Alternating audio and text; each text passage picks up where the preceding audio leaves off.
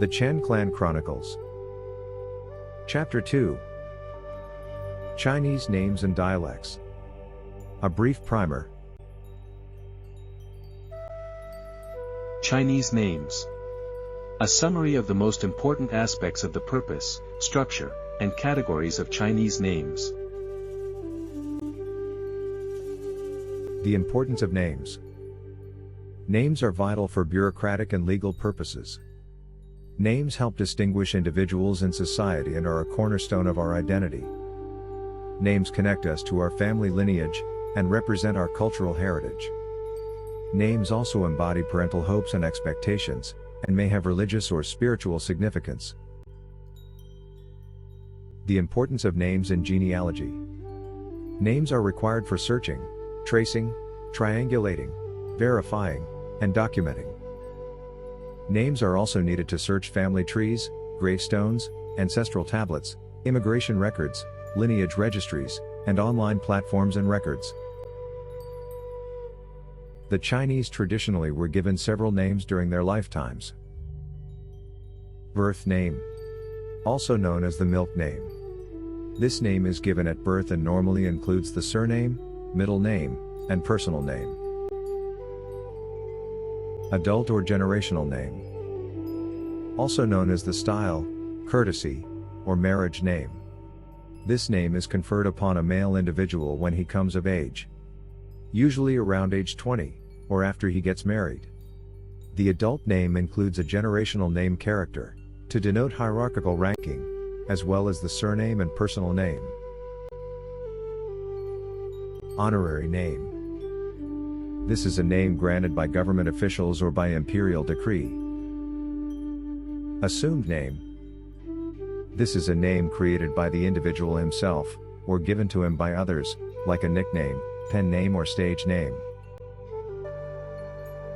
Conventions for traditional Chinese names. Chinese names typically contain 3 characters. They could also be 2 characters or 4 characters. The first character is the surname or family name. The surname is written first, as opposed to Western style, where the surname is written last. This practice reflects the Chinese cultural emphasis on family rather than on the individual. Some families have double character surnames. For example, Sito and Ouyang are 2 character surnames.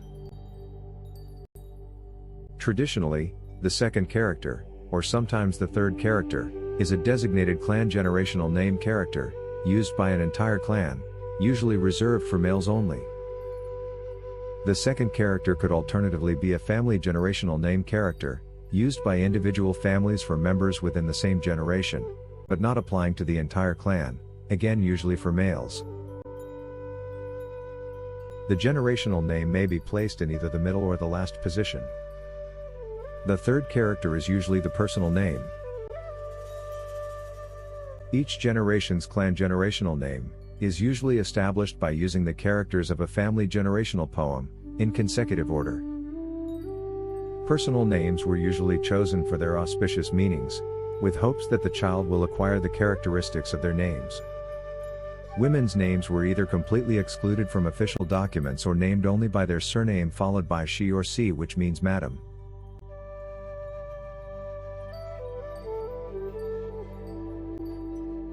The Chan Clan Generational Poem.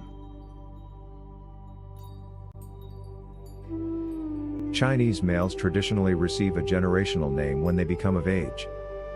The generational name contains a specific character which identifies a person's generation status.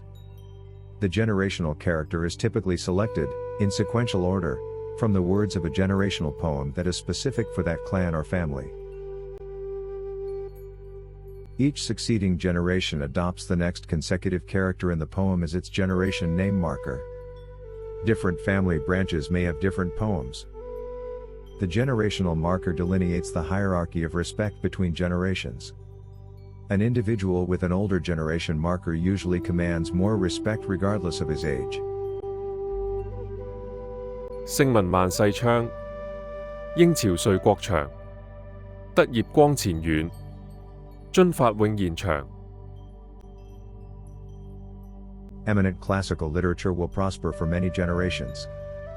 In response to an auspicious dynasty and the kindness of a nation, the honor of moral conduct and achievement will shine into the distant future. Obeying the law will be protracted forever. This poem was used for generations 13 to 32, of the Chen Mogong lineage, 4th son Chen Wenqi branch. The poem was written by Chen Ba Sha, 1428 AD to 1500 AD. It provides the Chan Clan generational name marker for 20 generations. 人口成恩澤，書香啟進良，邦家常有堯，族學自名揚。Benevolence and generosity will be graciously extended to the people. A literary atmosphere will enlighten the talented and conscionable people. The glory of one's fatherland will be dazzling. Continuous study will develop one's fame. This poem was written by Chen Bo Tao, 1854 to 1930 AD. The 20 characters of generational poem number 2 were written as a continuation of Chen Bei Sha's poem. The poem is to be used for the next 20 generations of the Chen Mogong lineage, 4th son Chen Wenqi branch, for the 33rd through the 52nd generations. Some families stopped using clan generational poem name markers, but continued to use family generational names, which applied only to specific families, not the entire clan. Chinese names and nobility rankings. Chinese names and nobility rankings. Chinese were often given official names, depending on their peerage status and job title. The 5 traditional peerage ranks, from highest to lowest, were Gong or Gung, Ho, Bo or Bok, Zi, and Nam. The title Gong or Gung, equivalent to Duke, was generally used for sons of the emperor, generals or high-ranking officials, respected ancestors or relatives. Other Chinese peerage rankings, from highest to lowest, include Ho, equivalent to a marquis, Bo or Bok, equivalent to count or earl, Zi, equivalent to viscount, and often used to mean master, and Nam, equivalent to baron. Chinese language dialects. For non-Chinese literate genealogists, research can be very confusing without understanding that there are several hundred regional Chinese dialects being used in China today. This is a brief overview of Chinese language dialects. There are 10 major Chinese dialects. Mandarin, also known as Putonghua, is the national language of China, and spoken throughout the country of China as well as in Taiwan. Cantonese, also known as Guangdonghua, is mainly spoken in Hong Kong, Macau, and Guangdong Province, especially the Sanyi district. Taishanese, spoken in Taishan County in the Ce district of Guangdong Province. Taishanese is considered a subgroup of Cantonese.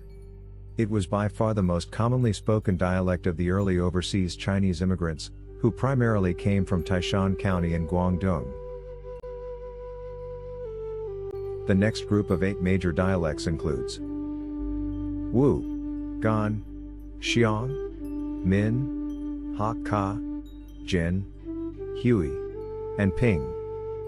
In addition to the 10 major dialects, there are over 300 other smaller regional dialects. Unfortunately, most of the dialects are not mutually intelligible. Fortunately, the written language is essentially the same for all dialects and is understandable between groups. This map shows the distribution of the major Chinese dialects. Highlighted is where Cantonese, also known as Yu, is spoken. This map shows the distribution of the various Cantonese subdialects, spoken within Guangdong Province. Highlighted is where Taishanese is spoken in Taishan County. Romanization of Chinese names and words can be quite confusing. The Western spelling of a word depends on which Chinese dialect is being used, and is oftentimes not standardized.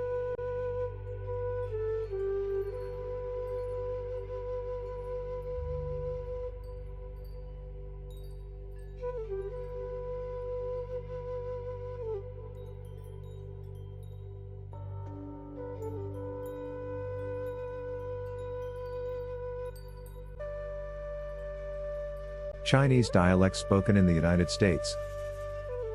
Taishanese was spoken by more than 80% of the Chinese in America from 1850 to 1965, since the great majority of early Chinese migrants came from Taishan County.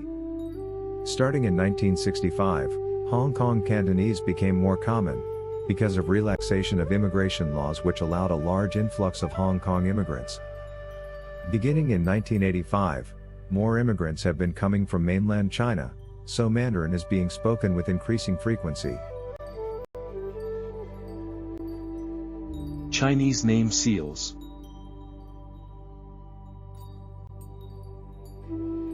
Chinese name seals. Many Chinese have a personal name stamp or seal. Chinese seals have been in use for thousands of years. The seals are referred to as a chop in English, and a yianshang or tushang in Chinese. Seals usually contain an individual's name and sometimes other information.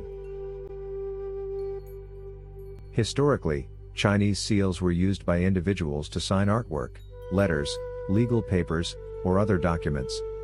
Seals traditionally are applied using a distinctive thick red cinnabar ink paste. Signature seals are carved by artists using ivory, soapstone, or other materials, and are considered an art form combining Chinese calligraphy and sculpture.